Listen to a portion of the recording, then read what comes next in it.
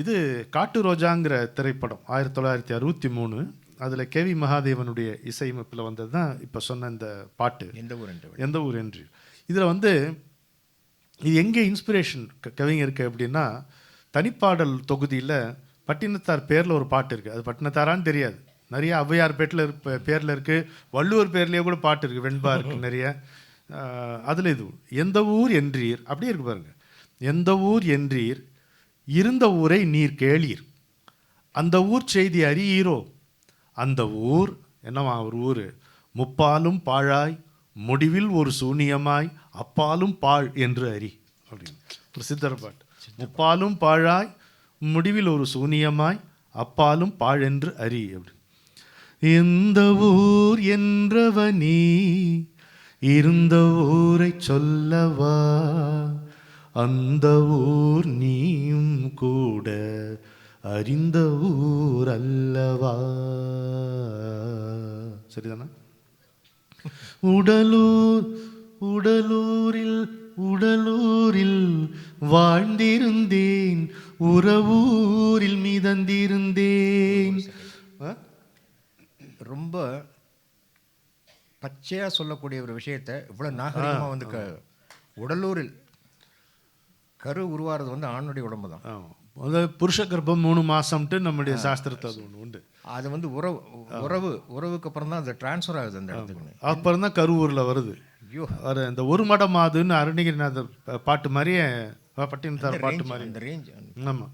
உடலூரில் வாழ்ந்திருந்தேன், உறவூரில் மிதந்திருந்தேன், கரூரில் குடி புகுந்தேன், மண்ணூரில் விழுந்து விட்டேன், கண்ணூரில் தவழ்ந்திருந்தேன், கையூரில் வளர்ந்திருந்தேன், காலூரில் நடந்து வந்தேன், காளையூர் வந்து விட்டேன்.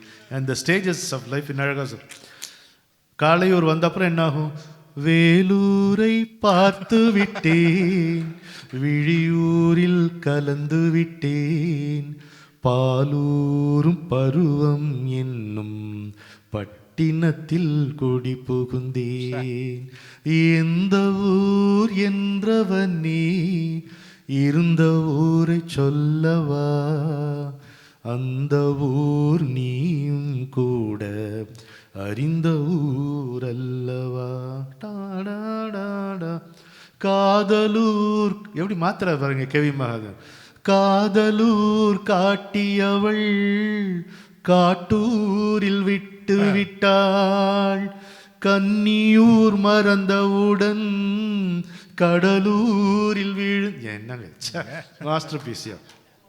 காதலூர் காட்டியவள் காட்டூரில் விட்டு விட்டாள், கன்னி ஊர் மறந்தவுடன் கடலூரில் விழுந்து விட்டேன், பள்ளத்தூர் தன்னில் என்னை பரிதவிக்க விட்டு விட்டு மேட்டூரில் அந்த மங்கை மேலேறி நின்று கொண்டாள், கீழூரில் வாழ்வதற்கும் கிளிமொழியாள் இல்லையடா, மேலூர் போவதற்கும் வேளை வரவில்லையடா.